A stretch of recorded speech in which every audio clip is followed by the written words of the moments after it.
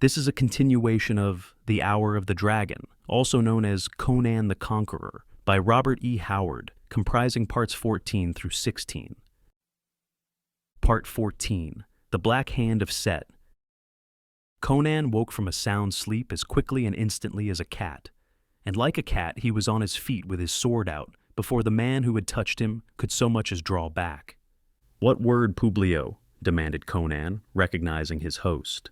The gold lamp burned low, casting a mellow glow over the thick tapestries and the rich coverings of the couch whereon he had been reposing.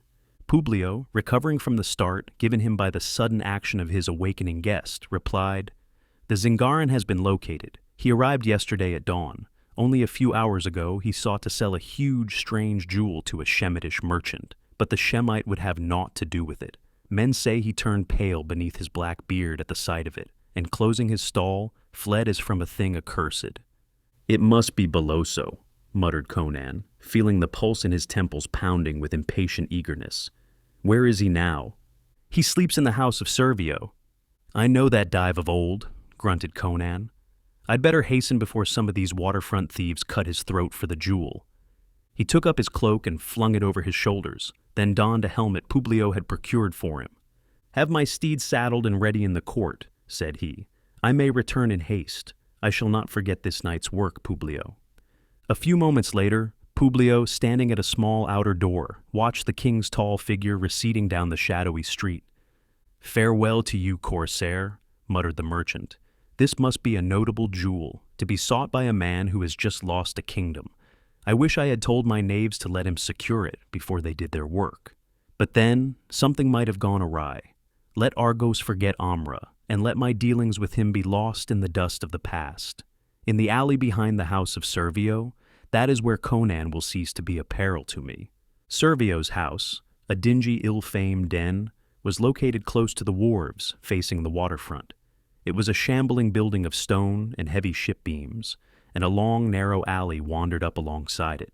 Conan made his way along the alley, and as he approached the house, he had an uneasy feeling that he was being spied upon. He stared hard into the shadows of the squalid buildings, but saw nothing, though once he caught the faint rasp of cloth or leather against flesh. But that was nothing unusual. Thieves and beggars prowled these alleys all night, and they were not likely to attack him after one look at his size and harness.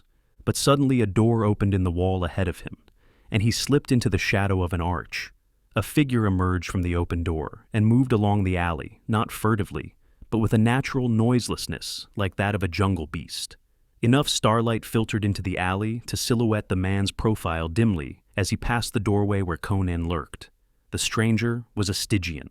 There was no mistaking that hawk-faced, shaven head, even in the starlight, nor the mantle over the broad shoulders. He passed on down the alley in the direction of the beach, and once Conan thought he must be carrying a lantern among his garments, for he caught a flash of lambent light, just as the man vanished.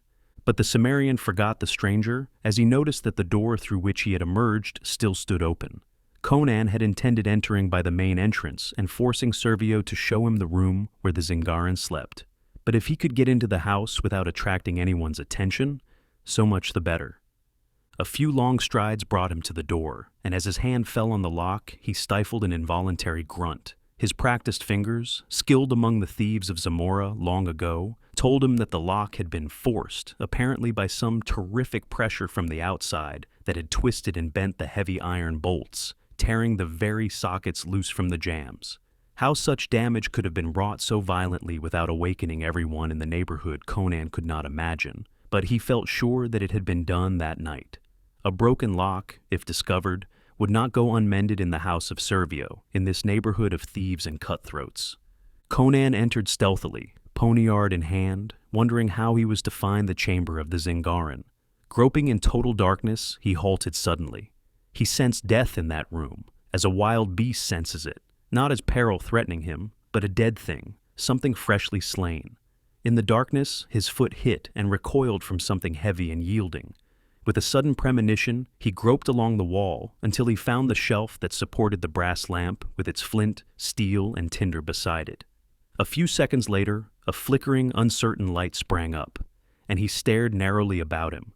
A bunk built against the rough stone wall, A bare table and a bench completed the furnishings of the squalid chamber. An inner door stood closed and bolted, and on the hard-beaten dirt floor lay Beloso. On his back he lay, with his head drawn back between his shoulders so that he seemed to stare with his wide glassy eyes at the sooty beams of the cobwebbed ceiling. His lips were drawn back from his teeth in a frozen grin of agony. His sword lay near him, still in its scabbard. His shirt was torn open, and on his brown muscular breast was the print of a black hand, thumb, and 4 fingers plainly distinct. Conan glared in silence, feeling the short hairs bristle at the back of his neck. "Crom!" he muttered. "The black hand of Set." He had seen that mark of old, the death mark of the black priests of Set, the grim cult that ruled in dark Stygia. And suddenly he remembered that curious flash he had seen emanating from the mysterious Stygian who had emerged from this chamber. "The heart, by Crom," he muttered. He was carrying it under his mantle. He stole it. He burst that door by his magic and slew Beloso. He was a priest of Set.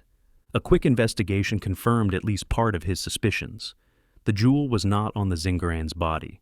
An uneasy feeling rose in Conan that this had not happened by chance or without design.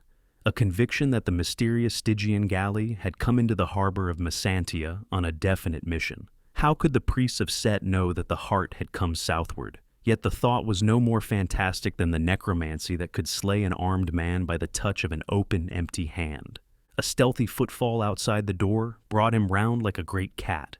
With one motion, he extinguished the lamp and drew his sword. His ears told him that men were out there in the darkness, were closing in on the doorway. As his eyes became accustomed to the sudden darkness, he could make out dim figures ringing the entrance. He could not guess their identity, but as always, he took the initiative, leaping suddenly forth from the doorway without awaiting the attack. His unexpected movement took the skulkers by surprise. He sensed and heard men close about him, saw a dim masked figure in the starlight before him. Then his sword crunched home, and he was fleeting away down the alley before the slower thinking and slower acting attackers could intercept him. As he ran, he heard, somewhere ahead of him, a faint creak of oarlocks, and he forgot the men behind him. A boat was moving out into the bay. Gritting his teeth, he increased his speed, but before he reached the beach, he heard the rasp and creak of ropes, and the grind of the great sweep in its socket. Thick clouds, rolling up from the sea, obscured the stars. In thick darkness, Conan came upon the strand, straining his eyes out across the black, restless water. Something was moving out there, a long, low, black shape that receded in the darkness, gathering momentum as it went. To his ears came the rhythmical clack of long oars. He ground his teeth in helpless fury. It was the Stygian galley, and she was racing out to sea, bearing with her the jewel that meant to him the throne of Aquilonia. With a savage curse, he took a step toward the waves that lapped against the sands, catching at his hauberk and intending to rip it off and swim after the vanishing ship. Then the crunch of a heel in the sand brought him about. He had forgotten his pursuers. Dark figures closed in on him, with a rush of feet through the sands. The first went down beneath the Cimmerian's flailing sword, but the others did not falter. Blades whickered dimly about him in the darkness or rasped on his mail. Blood and entrails spilled over his hand, and someone screamed as he ripped murderously upward. A muttered voice spurred on the attack, and that voice sounded vaguely familiar. Conan plowed through the clinging, hacking shapes toward the voice. A faint light, gleaming momentarily through the drifting clouds, showed him a tall, gaunt man with a great livid scar on his temple. Conan's sword sheared through his skull as through a ripe melon. Then an axe, swung blindly in the dark, crashed on the king's bassinet, filling his eyes with sparks of fire. He lurched and lunged, felt his sword sink deep, and heard a shriek of agony. Then he stumbled over a corpse, and a bludgeon knocked the dented helmet from his head. The next instant, the club fell full on his unprotected skull. The king of Aquilonia crumpled into the wet sands. Over him, wolfish figures panted in the gloom. "Strike off his head," muttered one. "Let him lie," grunted another. "Help me tie up my wounds before I bleed to death. The tide will wash him into the bay.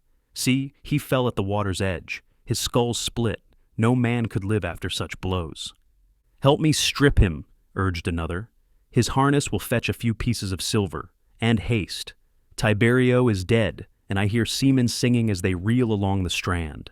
Let us be gone."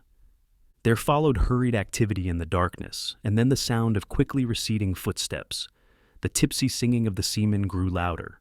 In his chamber, Publio, nervously pacing back and forth before a window that overlooked the shadowed bay, whirled suddenly, his nerves tingling. To the best of his knowledge, the door had been bolted from within, but now it stood open and 4 men filed into the chamber. At the sight of them, his flesh crawled. Many strange beings Publio had seen in his lifetime, but none before like these.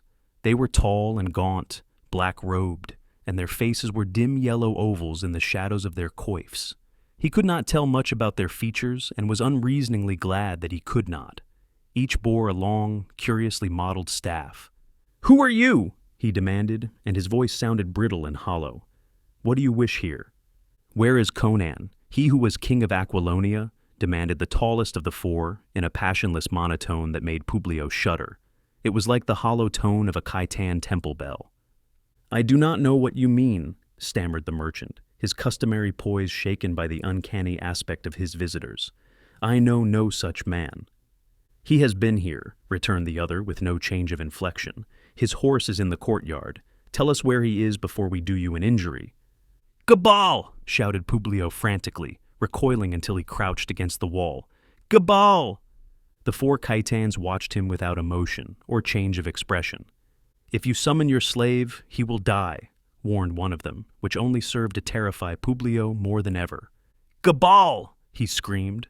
"Where are you, curse you? Thieves are murdering your master." Swift footsteps padded in the corridor outside, and Gebel burst into the chamber, a Shemite, of medium height and mightily muscled build, his curled blue-black beard bristling and a short leaf-shaped sword in his hand. He stared in stupid amazement at the 4 invaders, unable to understand their presence, dimly remembering that he had drowsed unexplainably on the stair he was guarding, and up which they must have come. He had never slept on duty before, but his master was shrieking with a note of hysteria in his voice, and the Shemite drove like a bull at the strangers, his thickly muscled arm drawing back for the disemboweling thrust. But the stroke was never dealt. A black-sleeved arm shot out, extending the long staff. Its end butt touched the Shemite's brawny breast and was instantly withdrawn. The stroke was horribly like the dart and recovery of a serpent's head. Gable halted short in his headlong plunge, as if he had encountered a solid barrier. His bull head toppled forward on his breast. The sword slipped from his fingers, and then he melted slowly to the floor. It was as if all the bones of his frame had suddenly become flabby. Publio turned sick. "Do not shout again," advised the tallest Khitan. "Your servants sleep soundly, but if you awaken them, they will die, and you with them. Where is Conan?" "He has gone to the house of Servio, near the waterfront, to search for the Zingran Beloso," gasped Publio, all his power of resistance gone out of him. The merchant did not lack courage, but these uncanny visitants turned his marrow to water. He started convulsively at a sudden noise of footsteps hurrying up the stair outside, loud in the ominous stillness. "Your servant?" asked the Khitan. Publio shook his head mutely, his tongue frozen to his palate. He could not speak. One of the Khitans caught up a silken cover from a couch and threw it over the corpse. Then they melted behind the tapestry, but before the tallest man disappeared, he murmured, "Talk to this man who comes, and send him away quickly. If you betray us, neither he nor you will live to reach that door. Make no sign to show him you are not alone." And lifting his staff suggestively, the yellow man faded behind the hangings. Publio shuddered and choked down a desire to retch. It might have been a trick of the light, but it seemed to him that occasionally those staffs moved slightly of their own accord, as if possessed of an unspeakable life of their own. He pulled himself together with a mighty effort, and presented a composed aspect to the ragged ruffian who burst into the chamber. "We have done as you wished, my lord," this man exclaimed. "The barbarian lies dead on the sands at the water's edge." Publio felt a movement in the arras behind him, and almost burst from fright. The man swept heedlessly on. "Your secretary Tiberio is dead. The barbarians slew him and 4 of my companions. We bore their bodies to the rendezvous. There was nothing of value on the barbarian except a few silver coins. Are there any further orders?" "None," gasped Publio, white about the lips. "Go." The desperado bowed and hurried out, with a vague feeling that Publio was both a man of weak stomach and few words. The 4 Khitans came from behind the arras. "Of whom did this man speak?" the taller demanded. "Of a wandering stranger who did me an injury," panted Publio. "You lie," said the Khitan calmly. "He spoke of the king of Aquilonia. I read it in your expression. Sit upon that divan and do not move or speak. I will remain with you while my 3 companions go search for the body." So Publio sat and shook with terror of the silent, inscrutable figure which watched him, until the 3 Khitans filed back into the room, with the news that Conan's body did not lie upon the sands. Publio did not know whether to be glad or sorry. "We found the spot where the fight was fought," they said. "Blood was on the sand, but the king was gone." The 4th Khitan drew imaginary symbols upon the carpet with his staff, which glistened scallily in the lamplight. "Did you read naught from the sands?" he asked. "Aye," they answered. "The king lives, and he has gone southward in a ship." The tall Khitan lifted his head and gazed at Publio, so that the merchant broke into a profuse sweat. "What do you wish of me?" he stuttered. "A ship," answered the Khitan. "A ship well manned for a very long voyage." "For how long a voyage?" stammered Publio, never thinking of refusing. "To the ends of the world, perhaps," answered the Khitan, "or to the molten seas of hell that lie beyond the sunrise." Part 15. The Return of the Corsair. Conan's first sensation of returning consciousness was that of motion. Under him was no solidity, but a ceaseless heaving and plunging. Then he heard wind humming through cords and spars, and knew he was aboard a ship even before his blurred sight cleared. He heard a mutter of voices, and then a dash of water deluged him, jerking him sharply into full animation. He heaved up with a sulphurous curse, braced his legs, and glared about him, with a burst of coarse guffaws in his ears and the reek of unwashed bodies in his nostrils. He was standing on the poop deck of a long galley, which was running before the wind that whipped down from the north, her striped sail bellying against the taut sheets. The sun was just rising, in a dazzling blaze of gold and blue and green. To the left of the shoreline was a dim purple shadow. To the right stretched the open ocean. This much Conan saw at a glance that likewise included the ship itself. It was long and narrow, a typical trading ship of the southern coasts, high of poop and stern, with cabins at either extremity. Conan looked down into the open waste, whence wafted that sickening, abominable odor. He knew it of old. It was the body scent of the oarsmen, chained to their benches. They were all Negroes, 40 men to each side, each confined by a chain locked about his waist, with the other end welded to a heavy ring set deep in the solid runway beam that ran between the benches from stem to stern. The life of a slave aboard an Argosian galley was a hell unfathomable. Most of these were Cushites, but some 30 of the blacks who now rested on their idle oars and stared up at the stranger with dull curiosity were from the far southern isles, the homelands of the Corsairs. Conan recognized them by their straighter features and hair, their rangier, cleaner-limbed build, and he saw among them men who had followed him of old. But all this he saw and recognized in one swift, all-embracing glance as he rose, before he turned his attention to the figures about him. Reeling momentarily on braced legs, his fists clenched wrathfully, he glared at the figures clustered about him. The sailor who had drenched him stood grinning, the empty bucket still poised in his hand, and Conan cursed him with venom, instinctively reaching for his hilt. Then he discovered that he was weaponless and naked, except for his short leather breeks. "What lousy tub is this?" he roared. "How did I come aboard here?" The sailors laughed jeeringly, stocky, bearded Argosians to a man, and one, whose richer dress and air of command proclaimed him captain, folded his arms and said domineeringly, "We found you lying on the sands. Somebody had wrapped you on the pate and taken your clothes. Needing an extra man, we brought you aboard." "What ship is this?" Conan demanded. "The Venturer, out of Messantia, with a cargo of mirrors, scarlet silk cloaks, shields, gilded helmets, and swords, to trade to the Shemites for copper and gold ore. I am Demetrio, captain of this vessel, and your master henceforward." "Then I'm headed in the direction I wanted to go, after all," muttered Conan, heedless of that last remark. They were racing southeastward, following the long curve of the Argosian coast. These trading ships never ventured far from the shoreline. Somewhere ahead of him, he knew that low, dark Stygian galley was speeding southward. "Have you sighted a Stygian galley?" began Conan, but the beard of the burly, brutal-faced captain bristled.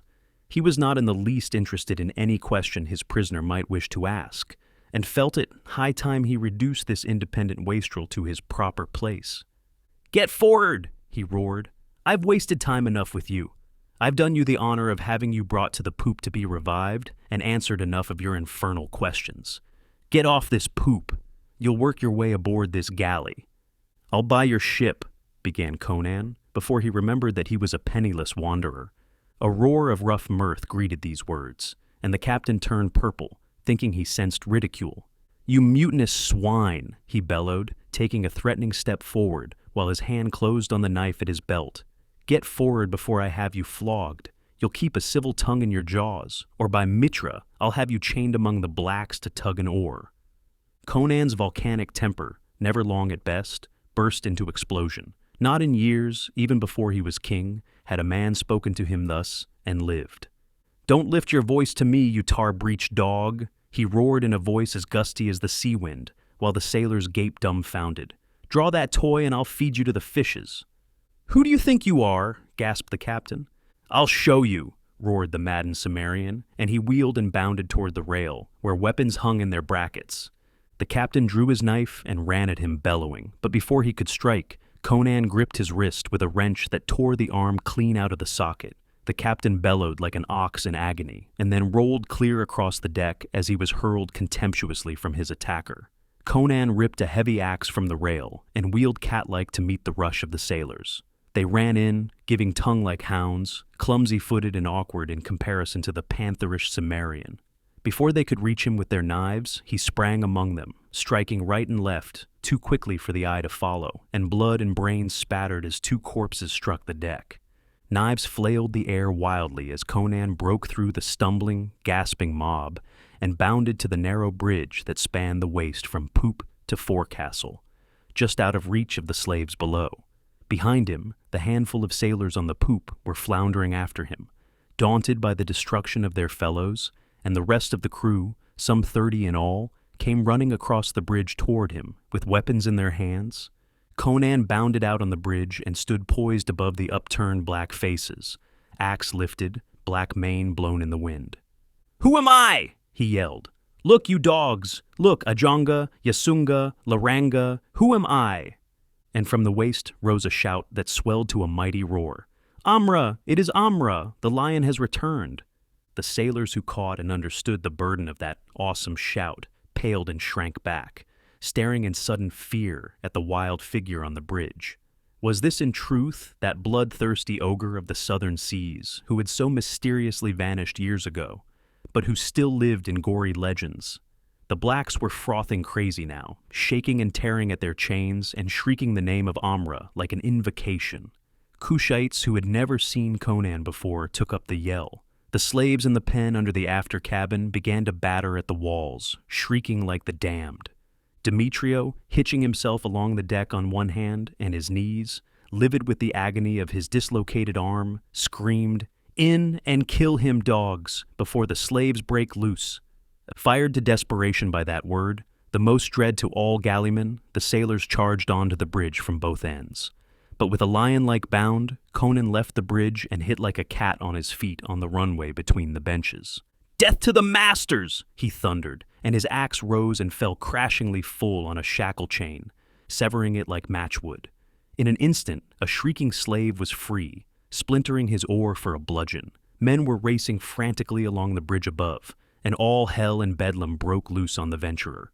Conan's axe rose and fell without pause, and with every stroke, a frothing, screaming black giant broke free, mad with hate and the fury of freedom and vengeance. Sailors leaping down into the waist to grapple or smite at the naked white giant, hewing like one possessed at the shackles, found themselves dragged down by the hands of slaves yet unfreed, while others, their broken chains whipping and snapping about their limbs, came up out of the waist like a blind black torrent, screaming like fiends, smiting with broken oars and pieces of iron, tearing and rending with talons and teeth. In the midst of the melee, the slaves in the pen broke down the walls and came surging up on the decks, and with 50 blacks freed of their benches, Conan abandoned his iron hewing and bounded up on the bridge to add his notched axe to the bludgeons of his partisans. Then it was massacre. The Argosians were strong, sturdy, fearless like all their race, trained in the brutal school of the sea. But they could not stand against these maddened giants, led by the tigerish barbarian. Blows and abuse and hellish suffering were avenged in one red gust of fury that raged like a typhoon from one end of the ship to the other, and when it had blown itself out. But one white man lived aboard the Venturer, and that was the blood-stained giant about whom the chanting blacks thronged to cast themselves prostrate on the bloody deck and beat their heads against the boards in an ecstasy of hero worship. Conan, his mighty chest heaving and glistening with sweat, the red axe gripped in his blood-smeared hand, glared about him as the first chief of men might have glared in some primordial dawn, and shook back his black mane. In that moment, he was not king of Aquilonia. He was again lord of the black corsairs, who had hacked his way to lordship through flame and blood. "Amra! Amra!" chanted the delirious blacks, those who were left to chant. "The lion has returned. Now will the Stygians howl like dogs in the night, and the black dogs of Cush will howl. Now will villages burst in flames and ships founder. Aye, there will be wailing of women and the thunder of the spears." "Cease this yammering, dogs!" Conan roared in a voice that drowned the clap of the sail in the wind. 10 of you go below and free the oarsmen who are yet chained. The rest of you man the sweeps and bend to oars and halyards. Crom's devils, don't you see we've drifted inshore during the fight? Do you want to run aground and be retaken by the Argosians? Throw these carcasses overboard. Jump to it, you rogues, or I'll notch your hides for you. With shouts and laughter and wild singing, they leaped to do his commands. The corpses, white and black, were hurled overboard, where triangular fins were already cutting the water. Conan stood on the poop, frowning down at the black men who watched him expectantly. His heavy brown arms were folded, his black hair, grown long in his wanderings, blew in the wind. A wilder and more barbaric figure never trod the bridge of a ship, and in this ferocious corsair, few of the courtiers of Aquilonia would have recognized their king. "There's food in the hold," he roared.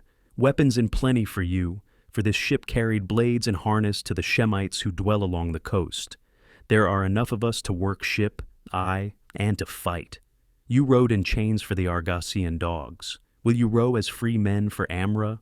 "Aye," they roared. "We are thy children. Lead us where you will." "Then fall to and clean out that waste," he commanded. "Free men don't labor in such filth. 3 of you come with me and break out food from the after cabin. By Crom, I'll pat out your ribs before this cruise is done." Another yell of approbation answered him as the half-starved blacks scurried to do his bidding. The sail bellied as the wind swept over the waves with renewed force, and the white crests danced along the sweep of the wind. Conan planted his feet to the heave of the deck, breathed deep, and spread his mighty arms. King of Aquilonia he might no longer be. King of the blue ocean he was still. Part 16. Black-walled Kimi. The Venturer swept southward like a living thing, her oars pulled now by free and willing hands. She had been transformed from a peaceful trader into a war galley, insofar as the transformation was possible. Men sat at the benches now, with swords at their sides and gilded helmets on their kinky heads. Shields were hung along the rails, and sheafs of spears, bows, and arrows adorned the mast. Even the elements seemed to work for Conan now. The broad purple sail bellied to a stiff breeze that held day by day, needing little aid from the oars. But though Conan kept a man on the masthead day and night, they did not sight a long, low, black galley fleeing southward ahead of them. Day by day the blue waters rolled empty to their view, broken only by fishing craft which fled like frightened birds before them, at sight of the shields hung along the rail. The season for trading was practically over for the year, and they sighted no other ships. When the lookout did sight a sail, it was to the north, not the south. Far on the skyline behind them appeared a racing galley with full spread of purple sail. The blacks urged Conan to turn and plunder it, but he shook his head. Somewhere south of him, a slim black galley was racing toward the ports of Stygia. That night, before darkness shut down, the lookout's last glimpse showed him the racing galley on the horizon, and at dawn it was still hanging on their tail, afar off, tiny in the distance.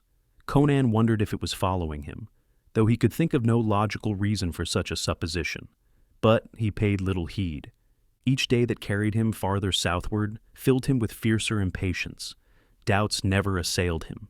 As he believed in the rise and set of the sun, he believed that a priest of Set had stolen the heart of Ahriman. And where would a priest of Set carry it but to Stygia? The blacks sensed his eagerness and toiled as they had never toiled under the lash, though ignorant of his goal. They anticipated a red career of pillage and plunder, and were content. The men of the southern isles knew no other trade, and the Cushites of the crew joined wholeheartedly in the prospect of looting their own people, with the callousness of their race. Blood ties meant little, a victorious chieftain and personal gain everything. Soon the character of the coastline changed. No longer they sailed past steep cliffs with blue hills marching behind them. Now the shore was the edge of broad meadowlands, which barely rose above the water's edge and swept away and away into the hazy distance. Here were few harbors and fewer ports, but the green plain was dotted with the cities of the Shemites, green sea lapping the rim of the green plains, and the ziggurats of the cities gleaming whitely in the sun, some small in the distance. Through the grazing lands moved the herds of cattle, and squat, broad riders with cylindrical helmets and curled blue-black beards, with bows in their hands. This was the shore of the lands of Shem, where there was no law save as each city-state could enforce its own. Far to the eastward, Conan knew, the meadowlands gave way to desert, where there were no cities and the nomadic tribes roamed unhindered. Still as they plied southward, past the changeless panorama of city-dotted meadowland, at last the scenery again began to alter. Clumps of tamarind appeared, the palm groves grew denser, the shoreline became more broken, a marching rampart of green fronds and trees, and behind them rose bare, sandy hills. Streams poured into the sea, and along their moist banks, vegetation grew thick in a vast variety. So at last they passed the mouth of a broad river that mingled its flow with the ocean and saw the great black walls and towers of Kemi rise against the southern horizon. The river was the Styx, the real border of Stygia. Kemi was Stygia's greatest port, and at that time, her most important city. The king dwelt at more ancient luxure, but in Kemi reigned the priestcraft. Though men said the center of their dark religion lay far inland, in a mysterious deserted city near the bank of the Styx. This river, springing from some nameless source far in the unknown lands south of Stygia, ran northward for 1,000 miles before it turned and flowed westward for some hundreds of miles, to empty at last into the ocean. The venturer, showing no lights, stole past the port in the night, and before dawn discovered her, anchored in a small bay a few miles south of the city. It was surrounded by marsh, a green tangle of mangroves, palms, and lianas, swarming with crocodiles and serpents. Discovery was extremely unlikely. Conan knew the place of old. He had hidden there before, in his corsair days. As they slid silently past the city, whose great black bastions rose on the jutting prongs of land, which locked the harbor, torches gleamed and smoldered luridly, and to their ears came the low thunder of drums. The port was not crowded with ships, as were the harbors of Argos. The Stygians did not base their glory and power upon ships and fleets. Trading vessels and war galleys, indeed, they had, but not in proportion to their inland strength. Many of their craft plied up and down the great river, rather than along the seacoasts. The Stygians were an ancient race, a dark, inscrutable people, powerful and merciless. Long ago their rule had stretched far north of the Styx, beyond the meadowlands of Shem, and into the fertile uplands now inhabited by the peoples of Koth and Ophir and Argos. Their borders had marched with those of ancient Acheron, but Acheron had fallen, and the barbaric ancestors of the Hyborians had swept southward in wolfskins and horned helmets, driving the ancient rulers of the land before them. The Stygians had not forgotten. All day the venturer lay at anchor in the tiny bay, walled in with green branches and tangled vines, through which flitted gay-plumed, harsh-voiced birds, and among which glided bright-scaled, silent reptiles. Toward sundown, a small boat crept out and down along the shore, seeking and finding that which Conan desired, a Stygian fisherman in his shallow, flat-prowed boat. They brought him to the deck of the venturer, a tall, dark, rangily built man, ashy with fear of his captors, who were ogres of that coast. He was naked except for his silken breeks, for, like the Hyrcanians, even the commoners and slaves of Stygia wore silk. and in his boat was a wide mantle such as these fishermen flung about their shoulders against the chill of the night. He fell to his knees before Conan, expecting torture and death. "Stand on your legs, man, and quit trembling," said the Cimmerian impatiently, who found it difficult to understand abject terror. "You won't be harmed. Tell me but this. Has a galley, a black racing galley returning from Argos, put into Kyme within the last few days?" "Aye, my lord," answered the fisherman. "Only yesterday at dawn, the priest Thuthothmes returned from a voyage far to the north. Men say he has been to Messantia." "What did he bring from Messantia?" "Alas, my lord, I know not." "Why did he go to Messantia?" demanded Conan. "Nay, my lord, I am but a common man. Who am I to know the minds of the priests of Set? I can only speak what I have seen, and what I have heard men whisper along the wharves. Men say that news of great import came southward, though of what none knows. And it is well known that the lord Thuthothmes put off in his black galley in great haste. Now he is returned, but what he did in Argos, or what cargo he brought back, none knows, not even the seamen who manned his galley. Men say that he has opposed Thoth Amon, who is the master of all priests of Set, and dwells in Luxor, and that Thuthothmes seeks hidden power to overthrow the Great One. But who am I to say? When priests war with one another, a common man can but lie on his belly and hope neither treads upon him." Conan snarled in nervous exasperation at this servile philosophy and turned to his men. "I'm going alone into Kyme to find this thief Thuthothmes. Keep this man prisoner, but see that you do him no hurt. Chrome's devil, stop your yowling. Do you think we can sail into the harbor and take the city by storm? I must go alone." Silencing the clamor of protests, he doffed his own garments and donned the prisoner's silk breeches and sandals, and the band from the man's hair, but scorned the short fisherman's knife. The common men of Stygia were not allowed to wear swords, and the mantle was not voluminous enough to hide the Cimmerian's long blade, but Conan buckled to his hip a Ganata knife, a weapon borne by the fierce desert men who dwelt to the south of the Stygians. A broad, heavy, slightly curved blade of fine steel, edged like a razor, and long enough to dismember a man. Then, leaving the Stygian guarded by the corsairs, Conan climbed into the fisher's boat. "Wait for me until dawn," he said. "If I haven't come then, I'll never come, so hasten southward to your own homes." As he clambered over the rail, they set up a doleful wail at his going until he thrust his head back into sight to curse them into silence. Then, dropping into the boat, he grasped the oars and sent the tiny craft shooting over the waves more swiftly than its owner had ever propelled it. This concludes the 8th part of 12 total of The Hour of the Dragon, also known as Conan the Conqueror, by Robert E. Howard, produced by Best Audiobooks for Free.